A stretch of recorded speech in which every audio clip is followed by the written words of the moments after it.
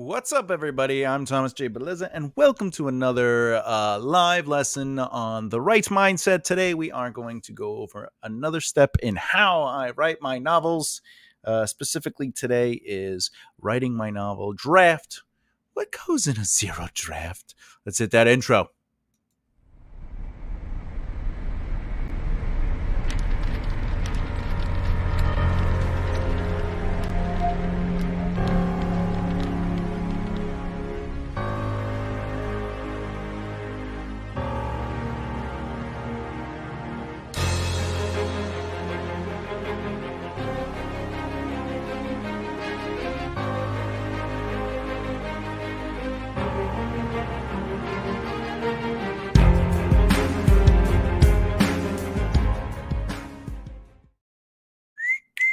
That's right. Today's lesson is how I write my novels, writing my zero draft, what goes in the zero draft, and we're going to continue on the process of what we've been doing.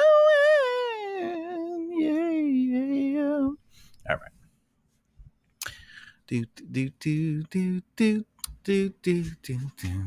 All right. So before we go into it, let me just explain a little bit. So what is a zero draft? A zero draft is sort of like it's your discovery period. It's where you take the time to kind of just let see where it goes. Don't let it don't put a lot of thought into it. Just kind of like get the ideas out, write what comes to your head, and take it from there. And then the whole point. I'm cleaning up some of this stuff while we talk. So some of the important elements of a first draft is that you don't really know exactly where you're going with it. You're just letting it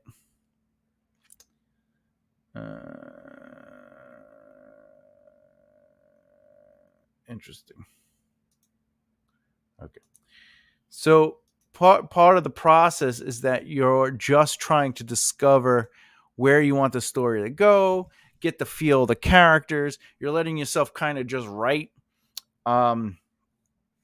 There's no real major structure other than you might know a couple of things, because if you did your brainstorming session and you have an idea of a protagonist, things like that. However, what goes in the zero draft? Literally anything. Just write where it goes. Let it soar as you will, and then after you're done with your first session, you go back and you read. You figure out what do you like, what do you don't like. You take out what you don't like.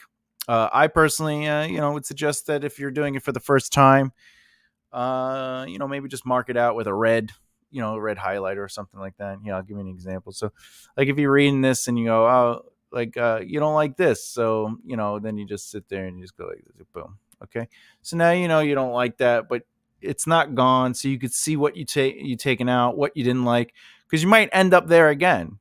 Like as your next session, you'll keep writing, and then you'll find yourself hitting that same beat, and you're like, why do I keep going there? And then you realize in the past those are things you took out, but maybe you shouldn't have, and which is also okay, by the way. It's all right, because it's a zero draft. You're allowed to go where you want to. Now, if you've been following this playlist and these live sessions, we named the detective Richard. I went back and changed his name to Detective Roosevelt Room.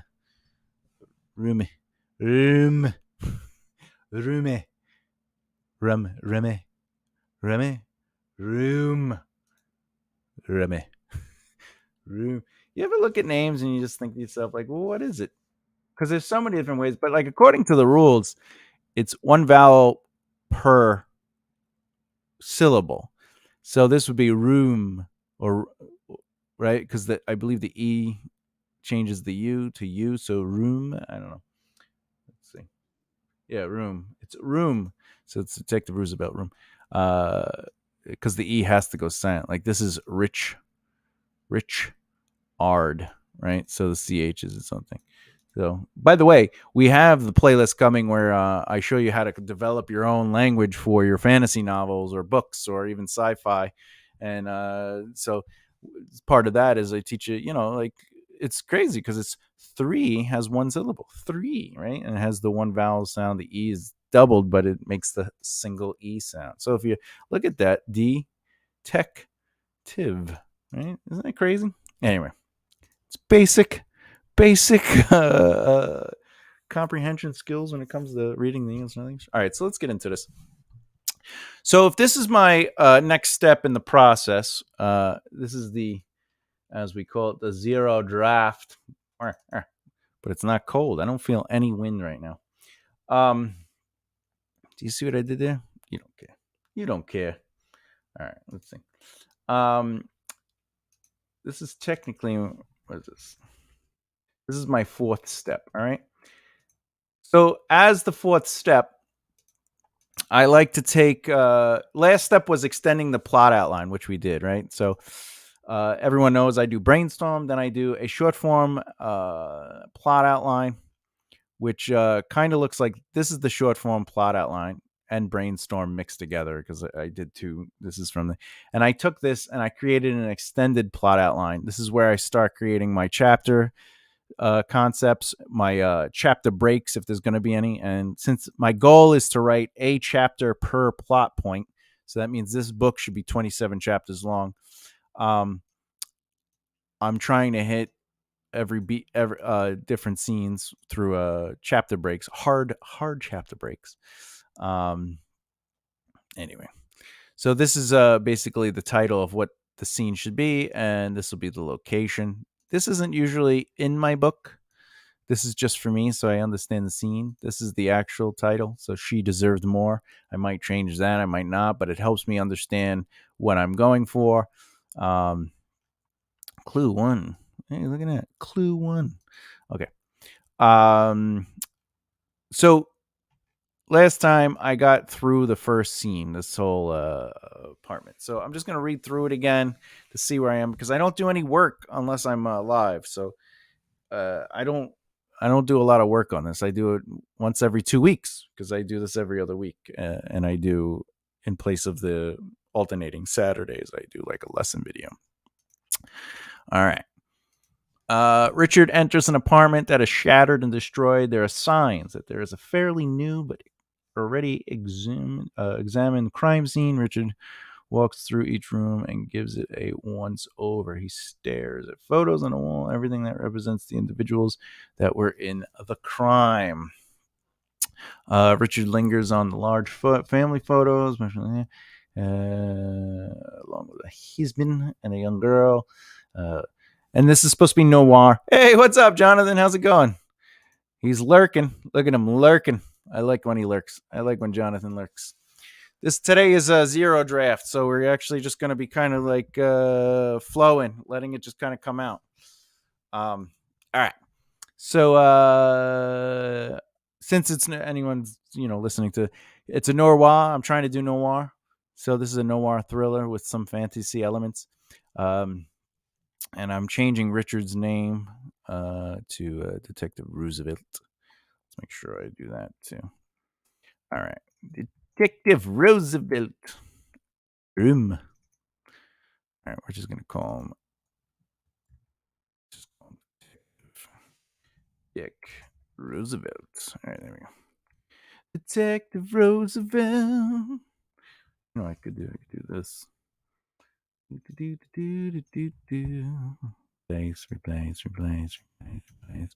Replace.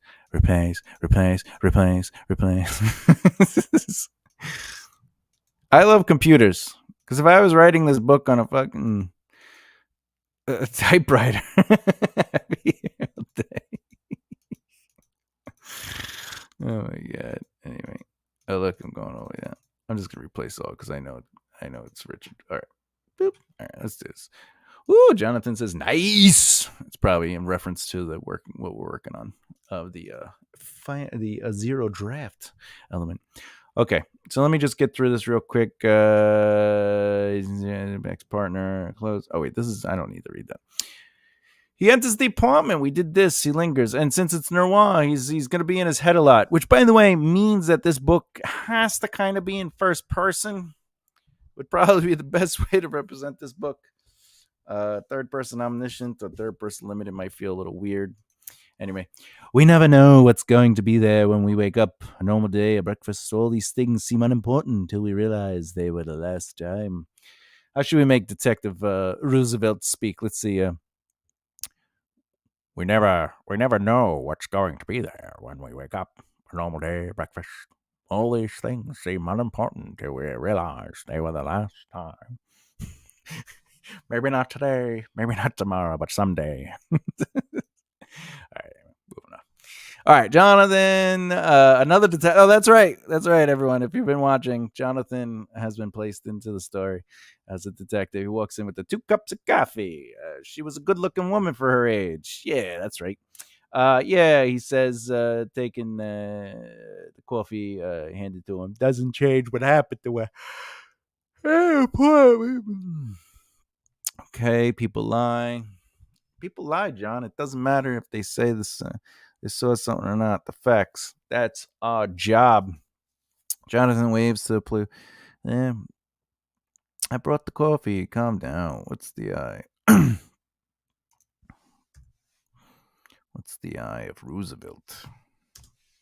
Because it should be like, all right. Points to the blood spatter on the wall. According to forensics in the file, this came from the front of the head. She was running away, but toward the wall.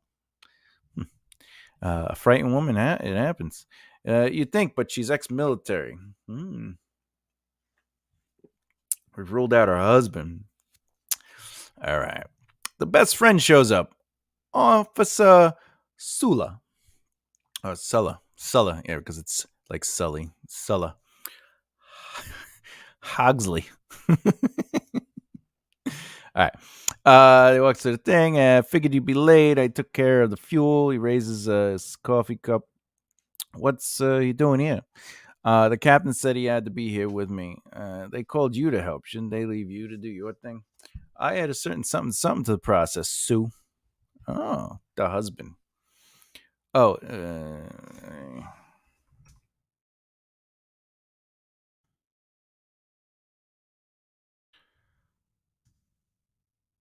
it looks like he was. Hey, teacher. Later, he worked for the mayor a bit. Oh, having trouble with the big words. He left the job a month ago. He wasn't fired. Want me to have him brought back to the station, punk? I'll meet you there. Let me know when you get him. Okay. Jonathan finishes his coffee and leaves. They can't solve anything without you.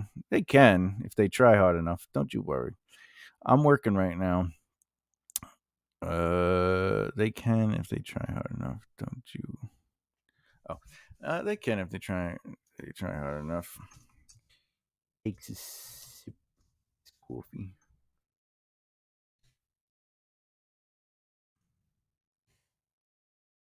Don't you work?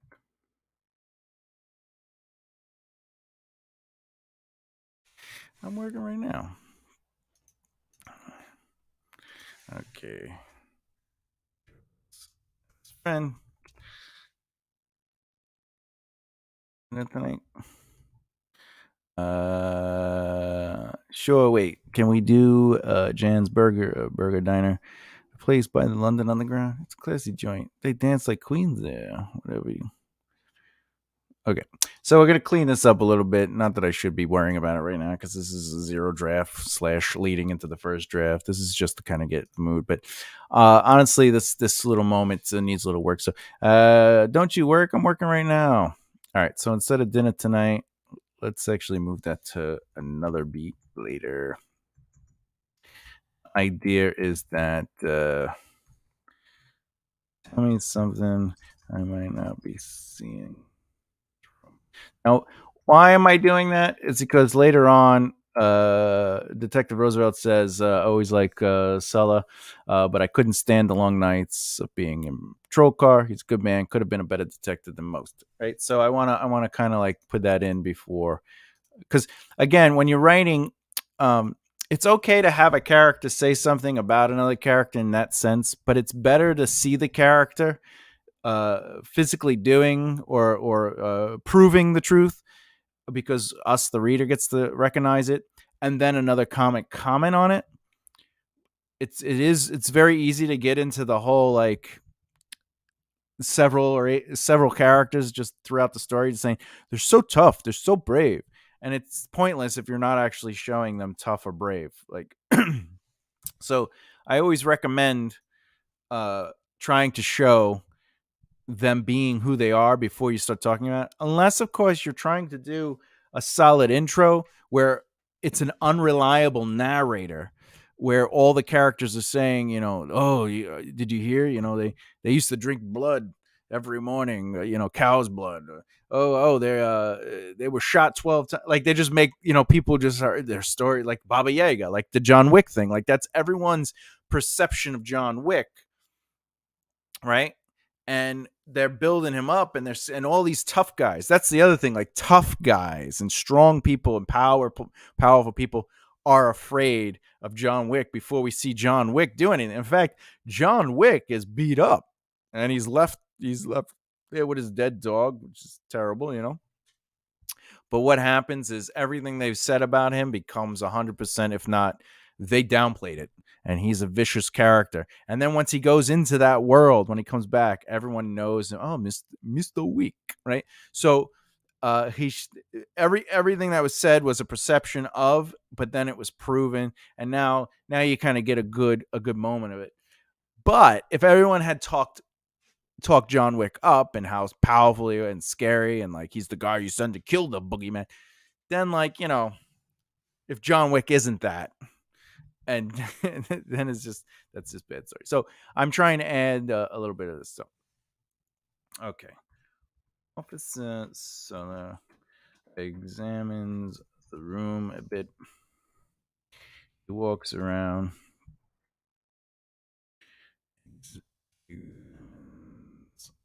A bit. He walks around. Identical. Taking the almost identical.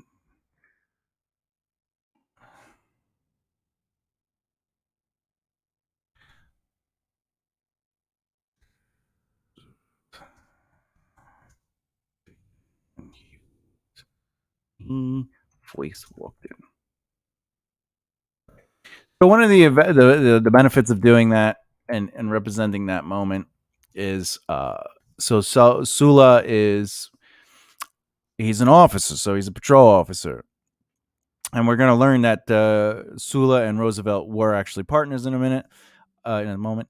But in this moment, Detective Roosevelt was the first on the scene, and one of the powerful elements was Roosevelt was looking around before he took any thought, or if like he came to a conclusion, or he wanted to take the room in. And then now we're allowing Sula to do it on his own. Roosevelt didn't give him any direction. He just says, "Hey, can you tell me something I might miss?" Jonathan says, "That's how telling can be a trap. It's better to leave those character judgments up to the reader." I agree and I disagree. So you need characters to have positions on people, things, actions. But you're right, it can become a telling trap where that's the only way you represent the character's traits. And if an author wants someone to believe a character is, and I'll use brave because it's just be like, I want people to know that this character's brave, and everyone else knows they're brave, but you never see them being brave. That's where you could get into. But it's good to have character positions. Their positions add development, right? And then also you can conflict those positions, or those positions can change, which is good storytelling, right? Anyway, so he walks the room a little bit. All right. Or looks at the photo of the husband with water. All right. Woman, place, but it's a classy joint. All right. Was his blood?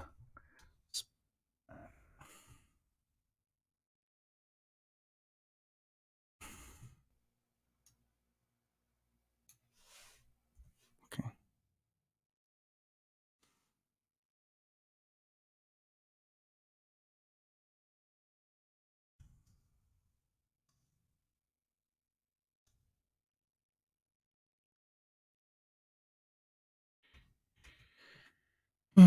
Sam's coffee. Have you thought about the idea of a setup?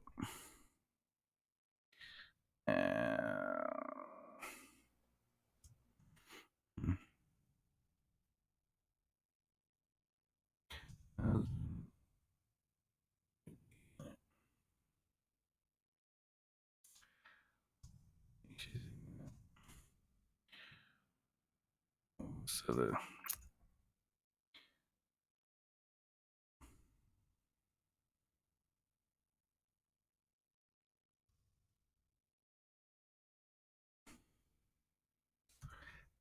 wow.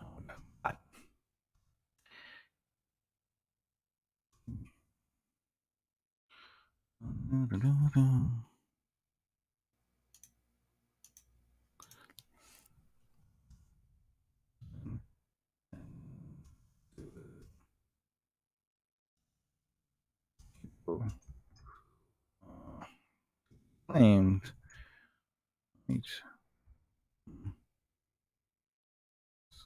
All right, you know, not this thing, but hear me out. Blood seems. What's the word I'm looking for? Not planned, not the. What's the word I'm looking for?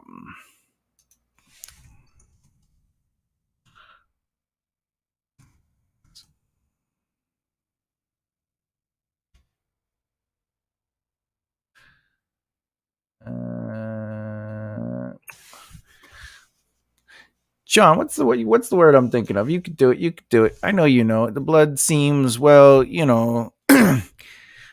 It's like planned. Like they had set it up that way. It was almost as I can't do it. The word's not coming to my head. This is the worst part about being a writer. All right, I know there's no speculating allowed, but hear me out. The blood seems well stationed. No, damn. Planted. No. Staged. All right. Detective Roosevelt gives it another look.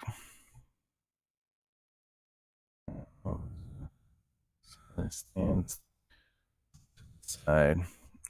Mimics.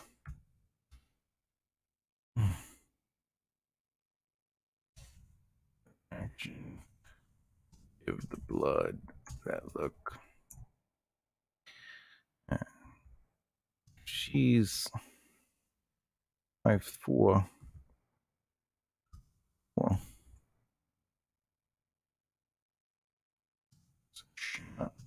running away. The head. Top might be off, but blood probably would have been thicker around here. I don't.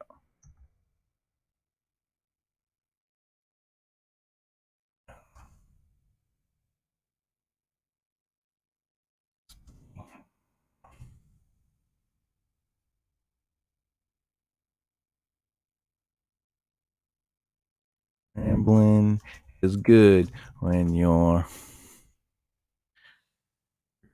through ideas. Can't follow. Yep. Doesn't hurt to hear a different. All right.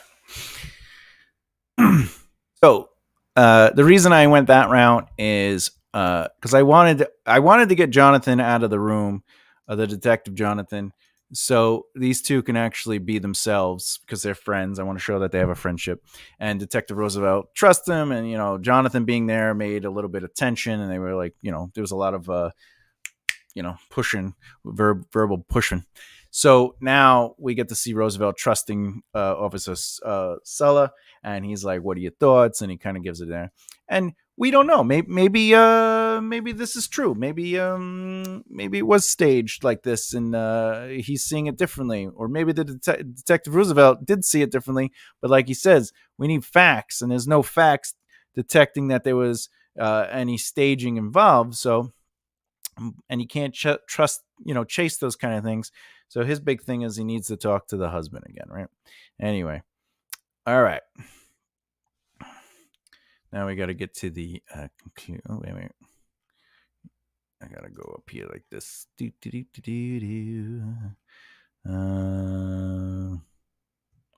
do this. All right.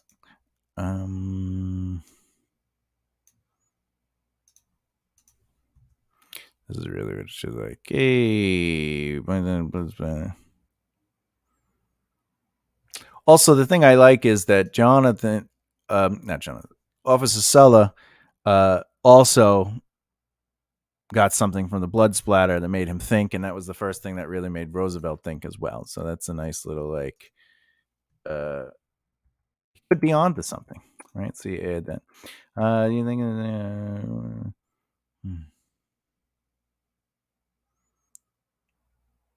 Okay. This is how I beat out. So beat out the story. So this is the main thing. This is like the important moment, and then how does that moment play out? And then there's a new moment. So this guy comes in. Figured you'd be late. What's he doing here? Right. So this is all part of the things they called. Okay, this changes the thought. I got a certain something. The husband. This goes back to another beat. So that's why if you could see like how I'm bullet pointing it, just so you could get an idea. It looks like with big words. You left the job a month ago.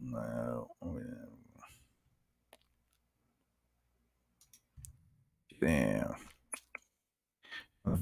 Coffee. Tell me something about the area. Blah blah blah. They have their little place. It's a classy joint. They're having a conversation while they go through this. New beat. Yeah.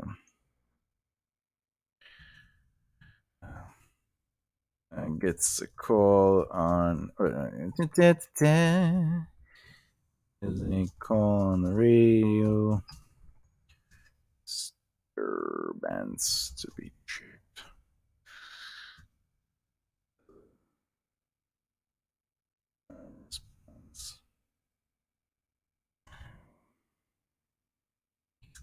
All right. So they leave. All right, waves off. And then the scene ends with Detective Roosevelt waves off the officer. He goes away, and then he says the thing, which is now we have some value to it. So because he says he's a good man, could have been a better detective than most here. The husband, though, my gut is telling me that he's not a murderer, but my head is saying he's involved. All right. So now the next big thing is we're waiting for Detective Jonathan to bring the husband to the station. So this is the next big moment is we're at the station. Let's see what this says. Do this in the interrogation room. I want to show how he can see the case unfold in his head. Oh, okay, all right. Police station interrogation room. I know that's it's not a power, it's just observation. I can place it down. All right. So, working on the case that will be solved fairly quickly. Okay. Boop a doop doo doo. Okay. Detective Roosevelt walks into the interrogation room. The husband is still in mourning over the death of his wife. Clothes that he's wearing since the funeral. All right. So, a couple things here right off the bat. Since I know it's going to be in first person, I might not want to announce this per se, but this is a good note to have because maybe that comes up in conversation. The husband is still in mourning over the death of his wife. That might also be something that is more of a note. Again, I can't really talk about that if it's in first person. I have to discover that. So that's something like, Detective Roosevelt in his mind could be like, oh, his clothes are his clothes are disheveled and he still looks terrible. I know that the funeral was last Saturday, like in his head or whatever, but anyway. Mr. Goobly-Gok. Do we have a name for these people yet? I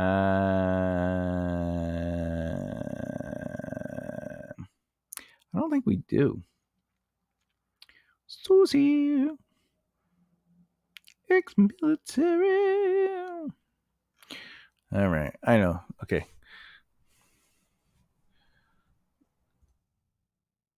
Goldenstein. Golden stew. Ugh. All right. Um.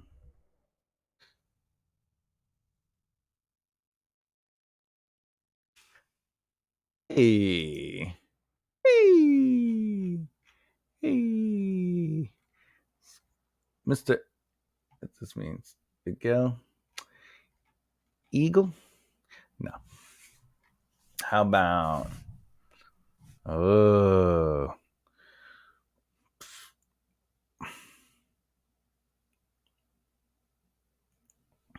All right, Mr. Phobes. Mr. Phobes. All right. The name means it's Greek origin. That means fear or panic. This was also the name of one of the Ares sons in the Greek mythology. Okay. I like names that have meaning. Sometimes I'll come up with a name, especially for Detective Roosevelt, Ruma. I was like, that's a good name for him. Like I worked to get that name. Whereas like when you're just trying to come up with other names that are like throwaways, there's a process to it. I do have a large book though of names that I've collected over the years that I liked or came up with, and I usually go through it. But this is sort of like I'm doing this on the fly. I have a video that I'm working on where I go over the process of coming up with names and stuff like that. But anyway. All right, Mr. Foobs.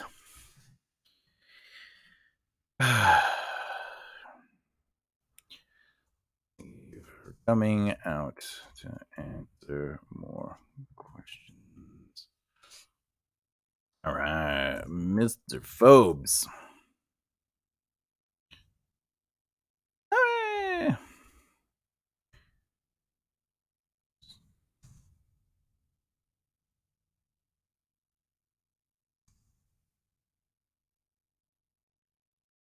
Oh. Every angle to make sure she gets true justice. Okay. Going to include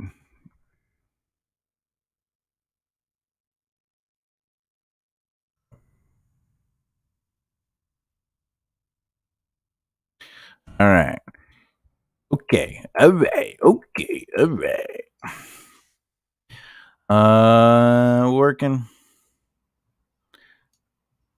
Working to make sure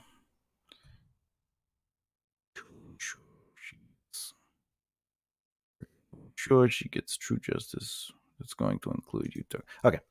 All right. So here we go. Here we go. If by the way, if you're watching the episode and you have questions, feel free to ask me what's going on and why I'm doing certain things or like if you have thoughts or input, I like listening. All right. So, and if you're watching this on the rewatch and it's not live anymore, leave some comments in the comments and I'll answer them because I answer all of them. All right. Still haven't found anything on who did this. We're working every angle. All right. So here goes. About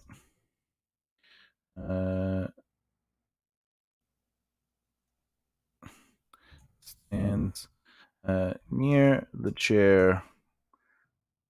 The chair across from Mr. Phobes. Tell me again.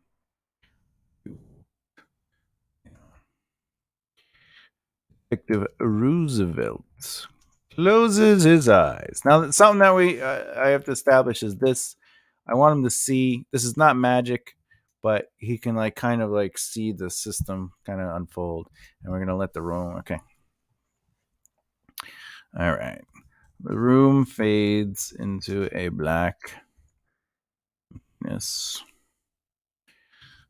Mr. Phobes through the memory.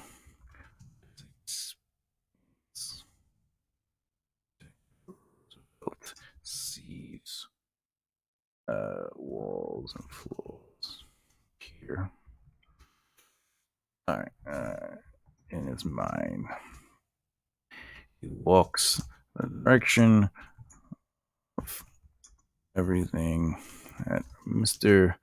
Phobes says. Oh, Jesus.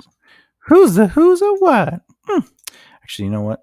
He walks next. Yeah, Detective Roosevelt.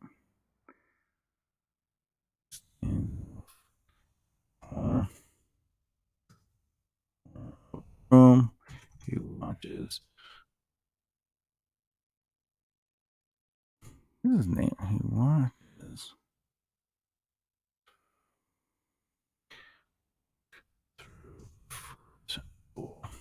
Right. What are they doing? Just me? What the hell's going on? What's going on there? All right. So Detective Roosevelt stands off in the corner of the room. He watches Mr. Phobes walk through the front door.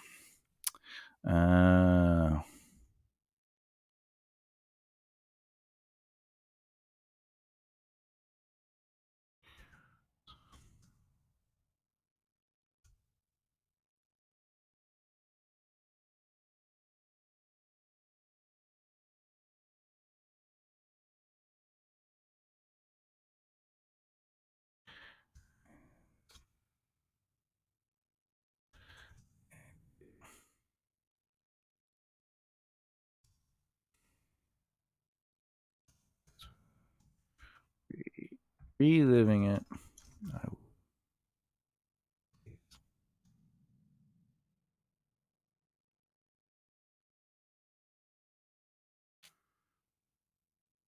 Tell me else. So.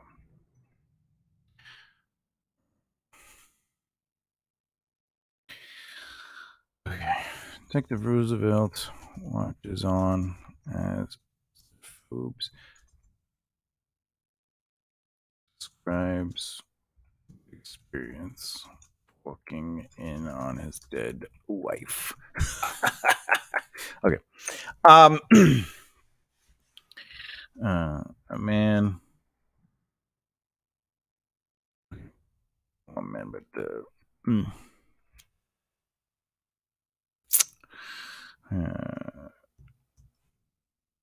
he sees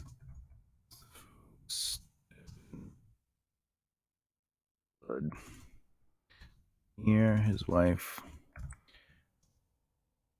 He checks.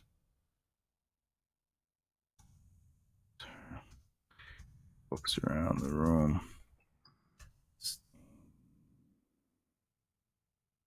All right.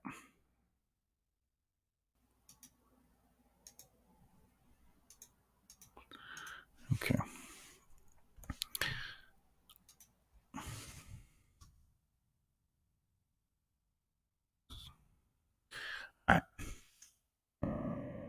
would sting.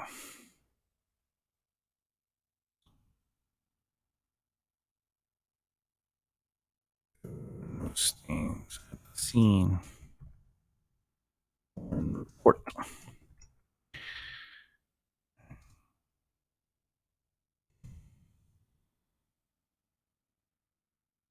Should be there.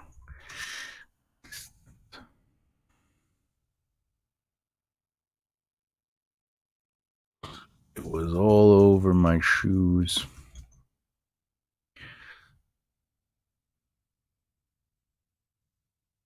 Still shoes.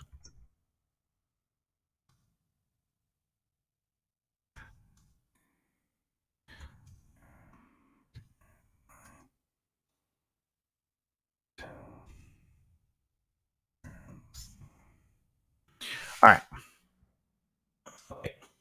So, what are we discovering here? What's going on? Since it's a zero draft, you don't want to go too far without kind of like pausing and saying, all right, is this going where we need it to go? Let's kind of look at it. And that's what we're going to do. We're going to look at it a little bit. Okay. Detective Roosevelt walks into the interrogation room. That seems pretty okay. That's working. Mr. Phobes, thank you for coming out to answer more questions. Thank you. I appreciate you coming out to answer questions. I know this time is difficult. Why did I add and change that? I wanted to kind of make sure that Detective Roosevelt was coming off as a empathetic person. He's not just like, give me the answers. I need the answers. Just, what do you know? That kind of person.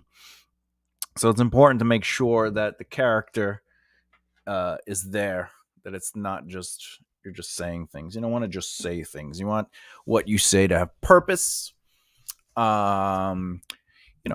He's also trying to make the Mr. Phobes comfortable. He goes, but, his response is, you still haven't found anything on who did this? He is. All right. Okay, well, we're going to ensure she gets true justice, but that's going. We are. I think it should be simple. We are.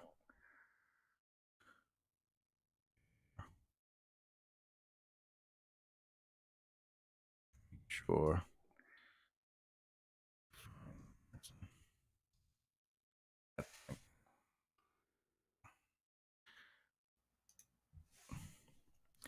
We are. Make sure we find the person. Find the person. I need you to talk through something.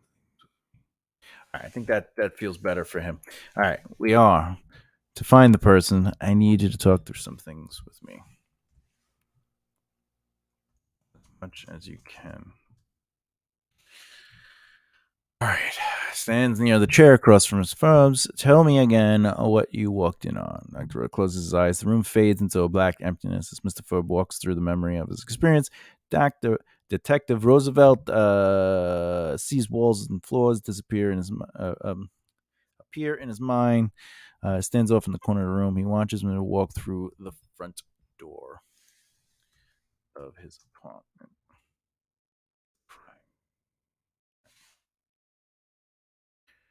He watches him walk. I don't know why it's doing that. Okay. There she was on the ground, her head. I know it's difficult. If I could do this without you reliving it, I would, sir. But please tell me what. Tell me what else. Tell me. All right. Watches on to describe the experience of walking in on his dead wife. He sees Mr. Phelps step on the blood near his wife as he checks to see that it was her. He walks around the room on the stained rug. Pause. There were no stain. I don't think I need to say pause. Nice. There were no stains in the scene or in the report. They should be there. It was all over my shoes. Do you still have the shoes? I do. They are back at my hotel where I'm staying. Okay. let's look at some of our notes and see what's going on. Working on the case fairly quickly within the chapter. You have to be called in to solve case because it includes information and circumstances. We had to be called in. We want to be conceding that he's been a detective for 3 years. Yeah, I already have that.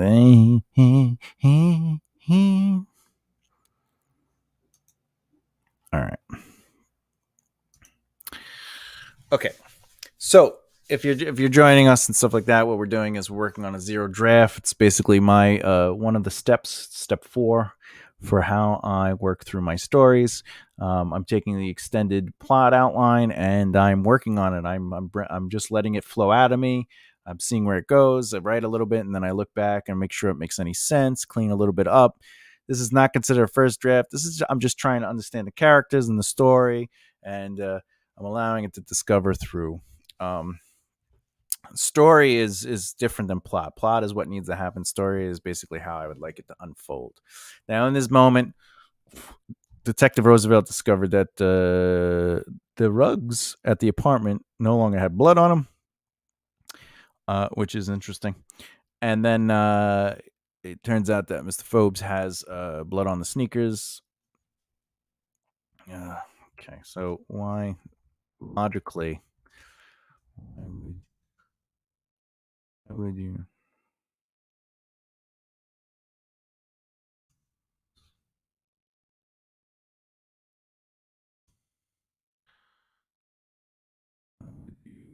Not give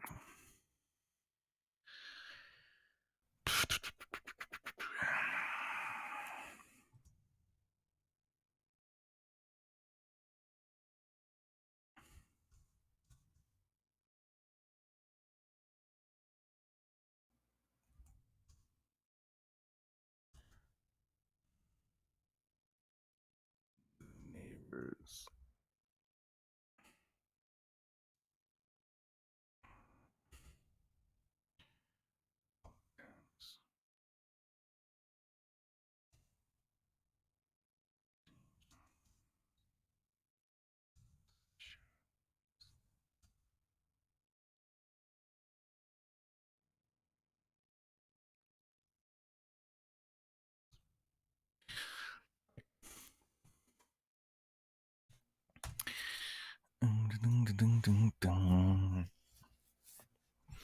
Okay.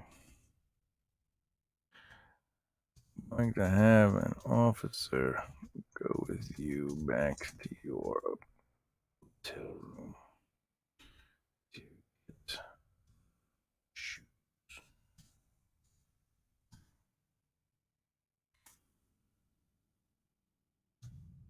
Yes. All right. So now I got to think a little bit. Um, because this case needs to be solved in the first chapter because it's the ordinary world, and I don't want to go too much into it. But I also want some of the information from this case to lead into the opening of another case that actually gets kind of stonewalled, where they're like, stop looking into it. We figured out who did it. He does figure out who actually killed the wife in the first chapter, but there's a conspiracy behind all that, which is going to lead to a couple other things. Um, but I don't want to go too deep into the mystery of this particular case. I want it to be solved fairly easily. So,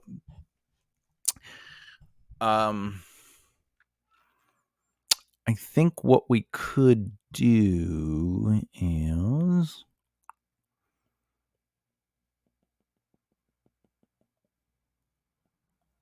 All right, I got it. I got it. I got it.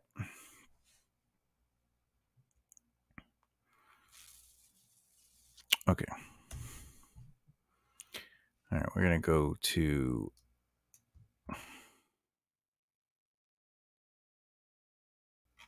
This is still the old case.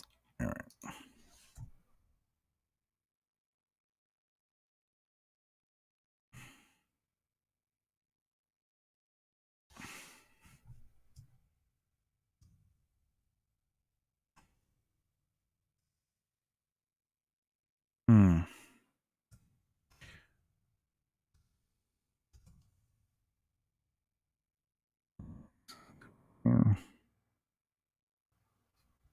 Hmm.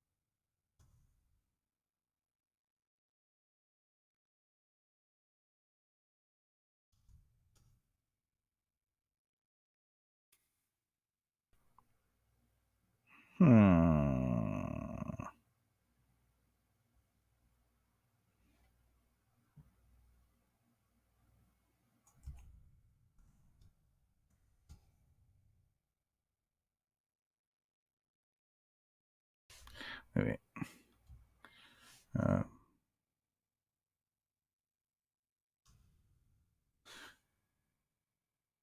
a mix of guns, sleuthing puzzles to solve, and detective reasoning.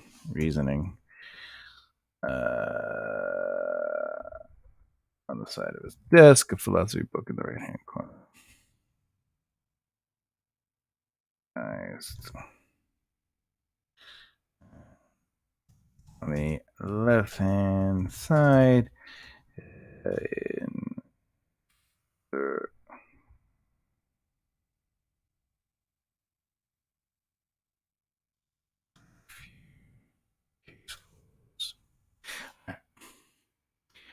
all right. Let's see. Okay. Relaxes. Desk.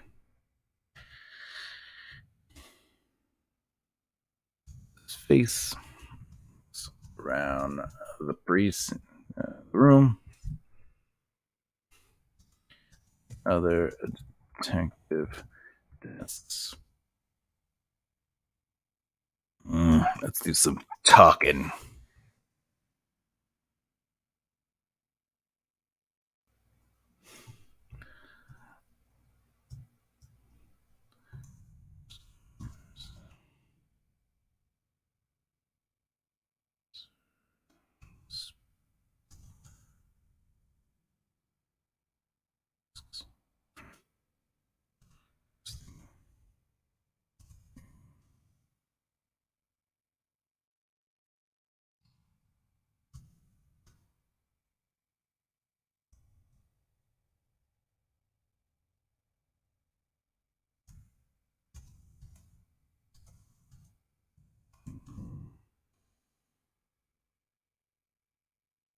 Nothing to say when I sat down here.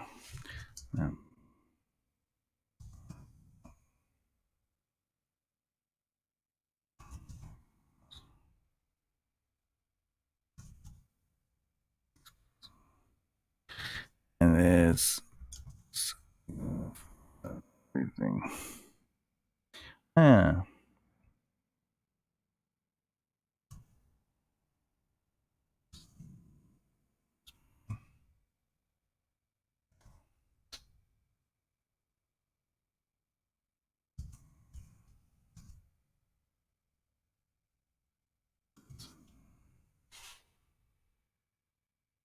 And there's something innocent about it. There's an innocence.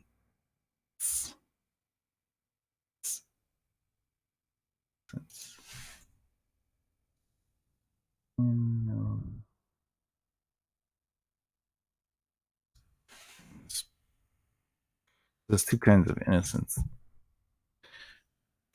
Okay. Not this man. Okay.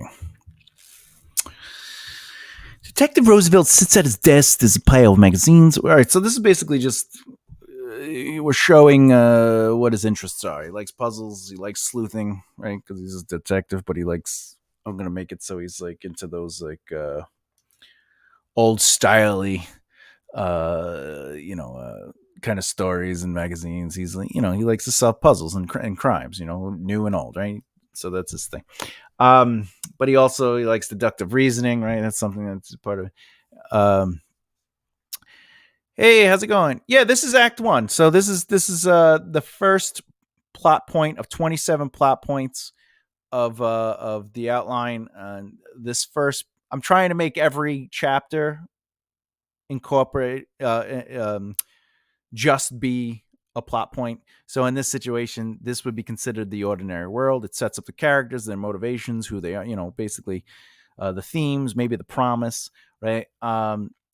At the end of this chapter, he will have already solved this crime because I just wanted to make it pretty easy for him. But it is going to incite in the next chapter a much bigger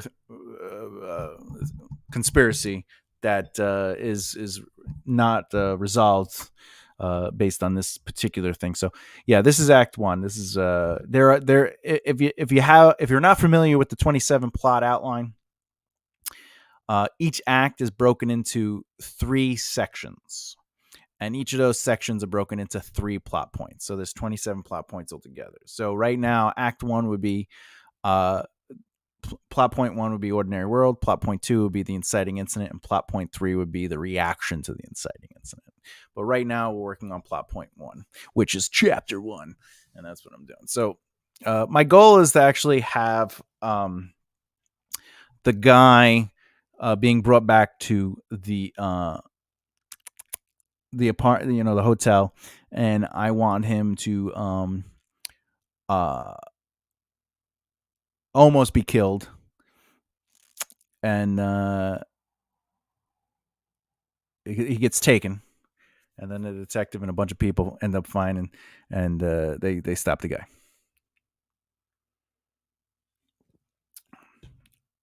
Though I could make it more of he solves it. Oh, you know what I could do? I could do.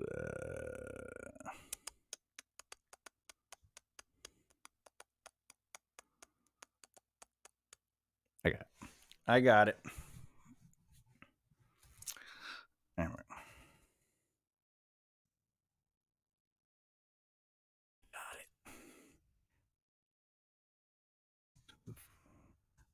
It's, okay. Well, that's a great question. Do I believe in the 5-act plot point? I believe in all outlines, no matter how it is. As the only way we can learn what works best for us is if we study all of them. But ultimately, they're always the same.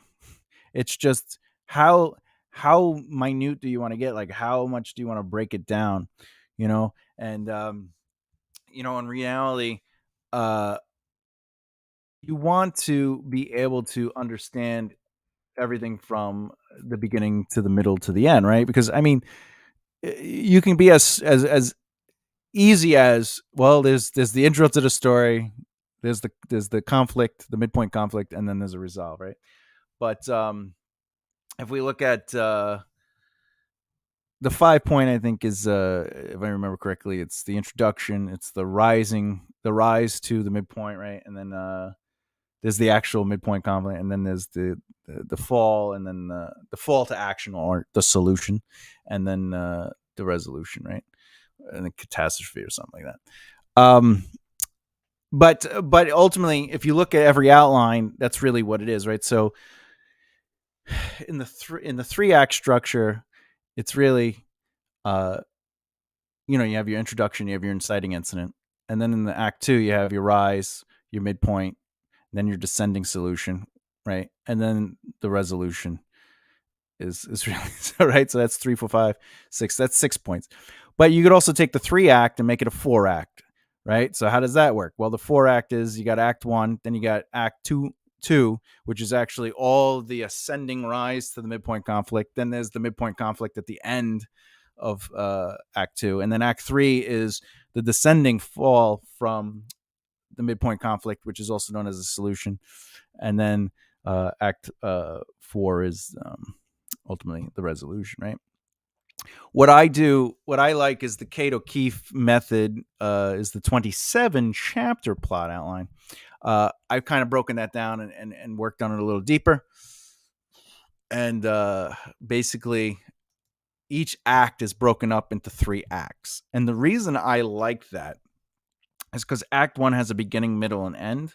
So you can look at Section 1 sort of as a setup, Section 2 as the conflict, or what has happened because of the inciting incident, and then there's a resolve to that leading into the new world, which is Act 2. And then Act 2 has the same thing. Act 2 has 3 sections. The first section is the rise. It's the rising ascension to the midpoint. The second is the midpoint, and then the third is the fall, right? And then in Act 3, the 3 segments is basically we're setting up the third act. There's the confrontation, or the final battle, and then there's the resolution. And what I like about that is I'm a big fan of before, during, and after. So when I'm working on an outline, I look at scenes the same way, the before, during, and after. So what was happening beforehand that led to the scene to get to the during, and then where are they going, right? So it's a good way to look at the moments in an act. So if I'm looking at Act 1, I look at Section 1 as the before, Section 2 as the during, and Section 3 as the after, right? And to simplify that, to really simplify that, is whenever you're writing your story, you want to be able to set up the situation, push back on that situation, and then how do they resolve that situation? Now, the thing is with the story, Act 1 and 2 traditionally don't have a resolution at the end because you're continuing the story. But that resolution could be that, all right, everything that's come before this, we have enough information to move forward. And in the midpoint conflict, they're supposed to discover the truth to the lie. So at the midpoint conflict, whatever the protagonist or protagoni, the multiple, believe to be true, by the time they get to that midpoint conflict, they are supposed to discover that what they believed is not true. And that's why the descending fall from the midpoint conflict is known as the section to find a solution, because now they have to find a solution to be able to solve the truth that they discovered in the midpoint climax. And you could look at a romance in the same way. The truth is Ben Stiller love stories is basically like he's hiding who he is and he doesn't want to get caught. And what happens in the midpoint, they discover that he's the one who burnt down the gazebo, and he's the one that's acting like an idiot, and he's the so what's the solution? Part of the solution is the girlfriend actually goes and gets the information that says he did take the doctor's test and he did pass, but he decided he wanted to be a nurse. And then where does that lead? Act 3 is the father, the parent of the girlfriend says, I give you my permission to marry my daughter, which is the setup. And then the actual final battle is he says, will you marry me? And then the resolution is, I think the resolution is the sister's wedding, but they're engaged. And it works with everything. I did. I made a Meet the Fockers reference. Yes, I did. Yes, I did. But I will not meet. I will not. Is it the Meet the Fockers? No, it's Meet the Parents. Meet the Fockers is the second one. I did a Meet the Parents. What is the third one? What is the third one? What's funny? No one has. No one's seen that. YouTube clip intensifies. The Fokker series. What are the movies? It's Meet the Parents, Meet the Fockers. Is there a third one? Oh, and Little Fockers. It's gonna be a fun soundbite. All right. What are we at? Oh, we're at an hour. Okay, all right. I try not to do more than an hour with these things, but for anyone who's paying attention, back to the lesson. So yeah, I do believe in the 5-act plot point, but I also believe you should study as many plot points, many outlines, processes as possible, and find what works for you. And you can mix and match them. There's nothing wrong with that. In fact, if I were you, take what works for you and try to adjust it and alter what you can to make it better for you.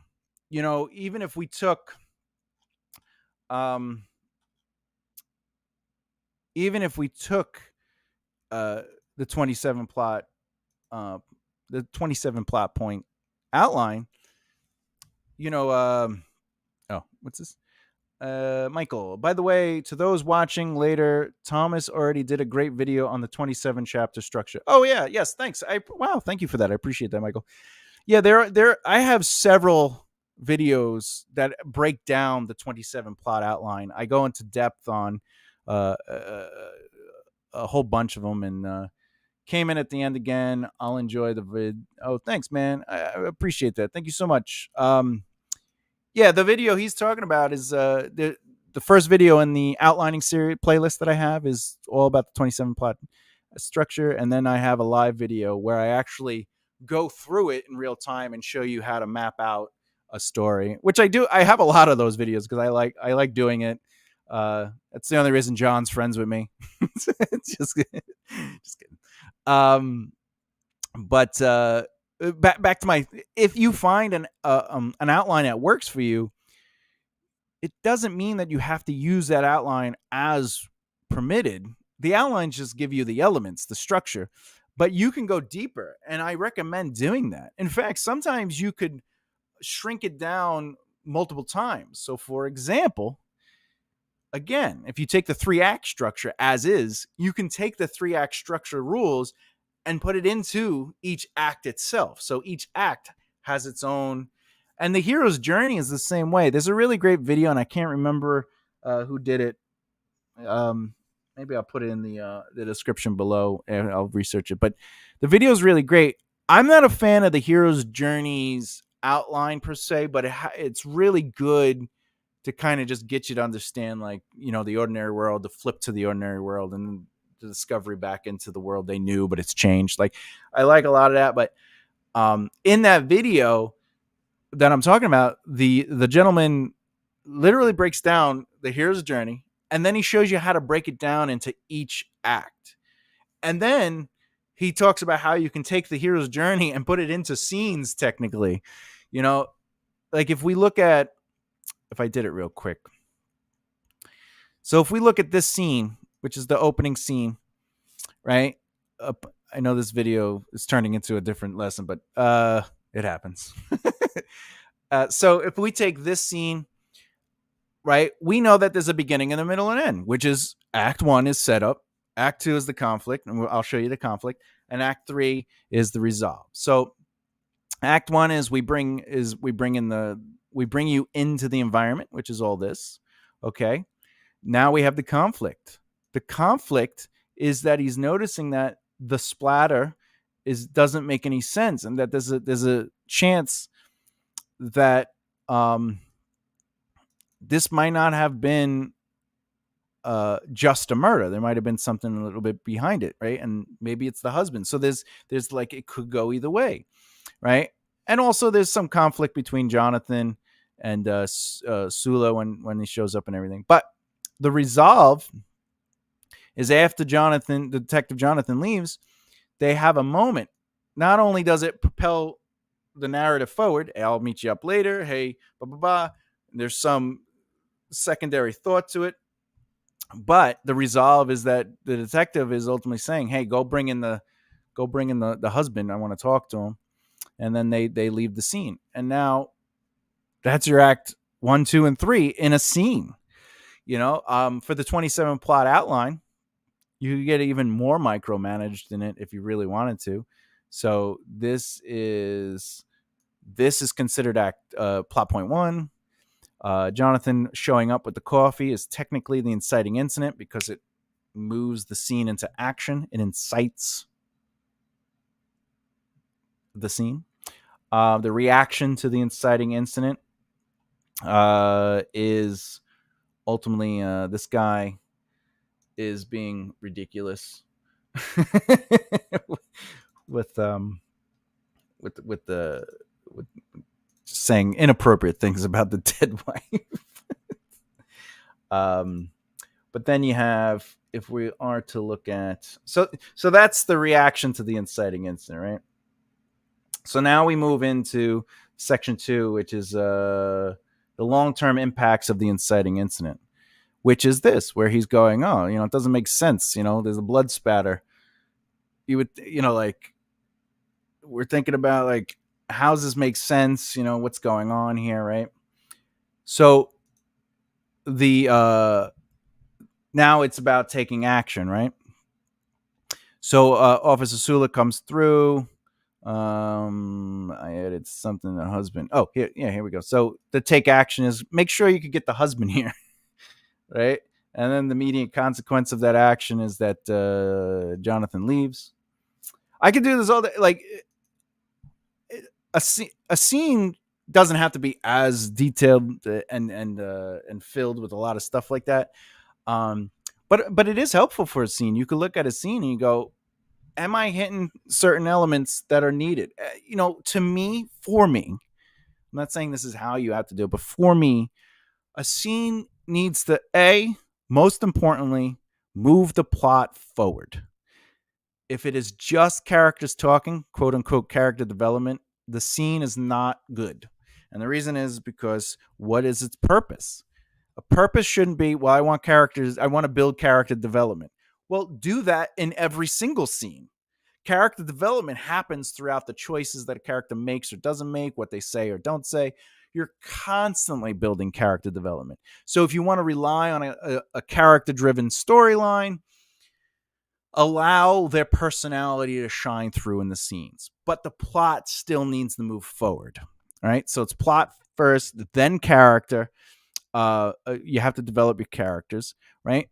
But you also want scenes to do more than one thing. So if you look at a scene and there's only one plot point being, I guess, discovered or like moved forward, the scene needs work. Like if I made this scene where it's like the detective comes in and the other detective goes, hey, we got to find who killed this woman. And they go, you're right. And then now we go to the next scene. We didn't do anything other than plot. And nothing really was, the scene doesn't have any, we're not learning anything about the world. We're not learning anything about the characters. We're not really learning about ultimate plots. In this, though, some of the plot points is that Detective Roosevelt gets pulled in on cases that others can't solve, even though he's very young as a detective. He has a relationship with Officer Sula. And in fact, what's another plot point? They're going to actually meet up later. There's a chance that this murder goes deeper than just the murder. So the main plot is that there's a deeper conspiracy that we just seeded in this scene. We seeded that concept. In fact, Officer Sula suggested, like, it feels like it's staged. Like he literally points that out. Another plot point is that Officer Sula was potentially was going to be a detective, but he decided not against it. What do we got here? Michael says, I structure my chapters to have an added problem resolution and revelation. If I don't have those three elements, it's not a chapter. Oh, that's a good way to look at your chapters too. I'm talking about scenes, but yeah, it's a great addition to it. Like a scene, a chapter definitely has to. I might almost say that a problem is the conflict, right? So, and then the revelation is that we're moving something forward. The added problem resolution. The problem, I guess, in those three, I guess the problem would be like the setup. The resolution would be that I don't know. No, you definitely have to have a setup to some. You can't. I mean, you could throw people into it, but I agree with your three elements. Those are great elements to have in a chapter. That's going to start off strong as the skeleton of the chapter. Uh, you know, you have to have some sort of conflict in every moment. And sometimes with my clients, though, they feel like a conflict is always a fight. They're like, well, where am I going to put a fight? Like, why did I got to be? I was like, a conflict isn't always a fight. You could have like a positive conflict. You could have be like, I don't know what I want.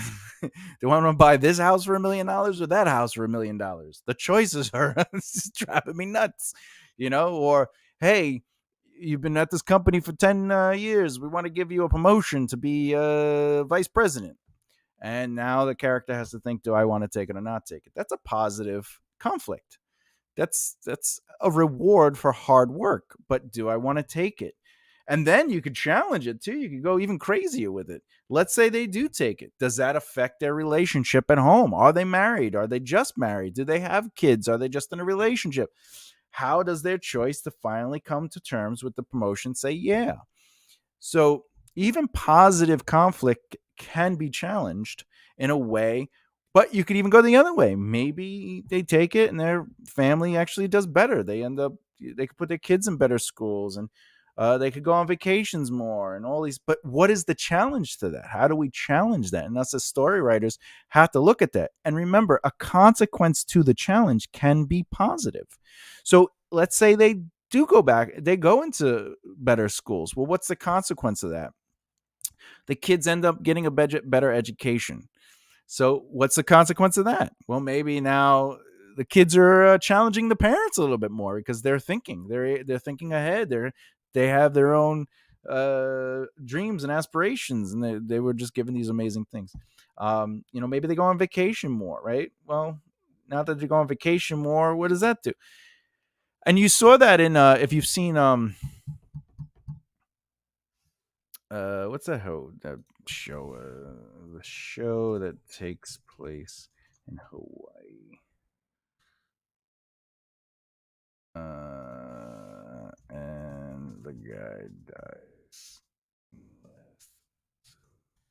The White Lotus. So the White Lotus would be an example of maybe that family dynamic where they go on vacation, and it's the husband, the wife, and the two kids, the daughter and the son. And they have money and they go on a vacation, but again, the wife's working. So that's the consequence. They get to go on vacation, but she has to work hard. So you could look at it that way too. Anyway, I just went on a tirade. All right, what's next time? So the next video in this series will be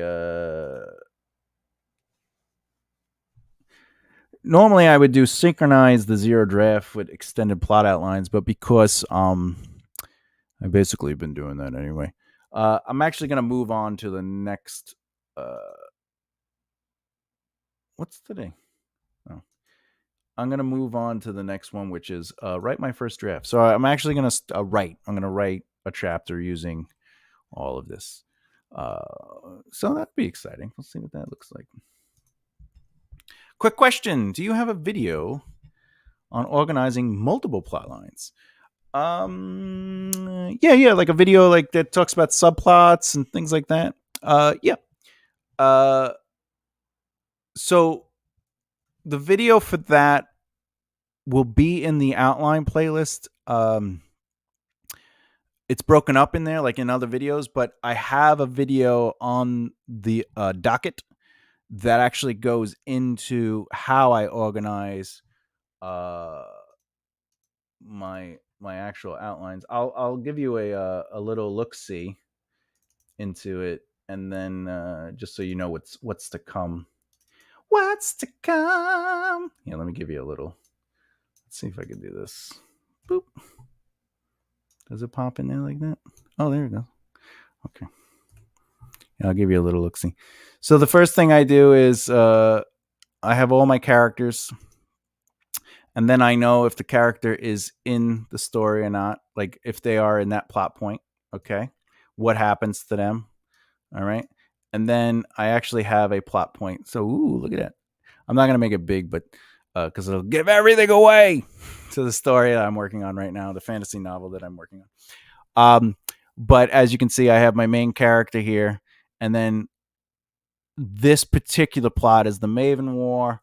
This plot is Devious the Brave and his Night Terrors, and that's everything that happens. And the black is that the subplot ends. So the main plot is always going to be the top line, but each character has their own subplots.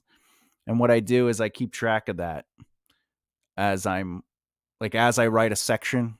I'll literally just whatever that beat is or that thought or those words are, I'll literally just place it in there. And like right here in the introduction, Aaliyah Luminara, she has for the Von Tarn thing, she has 5 plot points that are introduced within the first plot point. But then she only has 1 in the inciting incident. So and sometimes there are none, and I didn't do the rest of these because I haven't cleaned it up a little bit, but yeah, so it exists, and it is something that I am going to go over and teach and show, so everybody has a good way to look at it. All right, let's go into the final thoughts. All right. When you're working on your final draft, the first thing that you're trying to do is get the thoughts out of your head and onto the page. It's not about being perfect. It's not about being right. And it's not about making sense. Second, while you're writing, I would do it in little bursts, just like I did in this example video. I wrote a little bit. I stopped. I went back and read it, and just to make sure it made sense and it was going somewhere. The third element of a zero draft is that you're trying to make sense of the discovery of your characters and who they are and their motivations. And as you saw in this video, there were certain moments where I changed the dialogue because it didn't fit the character. And that's something you're looking for, is the character's voice and who they are. If they're empathetic, are they showing empathy, etc., etc. Use the zero draft not to write your first draft, but to play around with your initial outline to see if those outline points, those outlined plot points, are making the story that you're interested in. So while you're kind of like rambling around with it to discover something, you might say to yourself, I might have to change the outline a little bit. It's not fitting what I wanted. Or I'm missing elements that I didn't realize that I need. And you do that. So even working on this, going through it, I realized that he had to talk to the husband. And then while he was talking to the husband, I came up with an element that just naturally came, and I liked it, where it's like, well, they're saying, I know that I didn't do it. I walked in, there was blood and shoes. And then the detective's like, there was no blood on the floor. So that's weird. So there's things like that add to the story. And now I like that because it makes it harder for me. It makes me have to find a solution for those moments that I discovered. But I'm using the outline to get me through the discovery so I don't stray too much, But, whatever. Like I said, the next video in this series will be, in this particular, I do the How I Write videos every other Saturday. So that means this next video will be on the 6th. So 5/6/23. However, I do a live video every Saturday. I just alternate between like more of a lesson video and more of a How I Write. I don't really have questions, but I'd love to hear what your favorite outlining process is. Let me know in the comments of the video. I love hearing that stuff. Plus, it allows other writers to see that they're not alone or that there are other options out there. And if you can, please subscribe. Hit that bell icon so you don't miss out, and all that other stuff. I guess that's it. Oh, by the way, my year anniversary is coming up soon. So next month it will be 1 year doing this channel, and it's been growing and blowing up, and I'm really happy. And there'll be some nice things that are going to change over the year. We're going to have some additional things, and I can't wait to see that stuff. But for now, just want to say thank you. Much love. And as always, keep developing the right mindset. I'll see you next time. Thanks. Bye.